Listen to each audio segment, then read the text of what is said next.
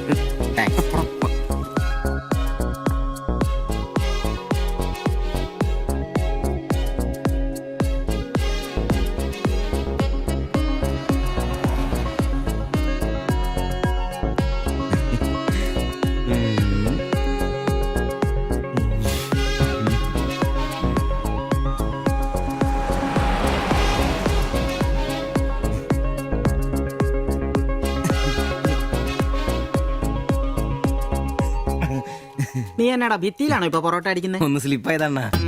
നീ ആകെ ഒന്ന് സ്ലിപ്പായിരിക്കുവ. കടയിൽ ആള് കയറി നിറഞ്ഞാലും വിളമ്പ് എന്റെ ജോലിയല്ല എന്ന് പറഞ്ഞ ഒരു കൈ സഹായിക്കാത്ത നീ ഈ പെണ്ണ് വരുമ്പോ മാത്രം കെട്ടി വിളമ്പാൻ നിൽക്കുന്ന എന്തിനാന്ന് എനിക്ക് മനസ്സിലാകത്തെ. അത് പിന്നാണ് കേട്ടില്ലേ പഴമക്കാര് പറയുന്നേ?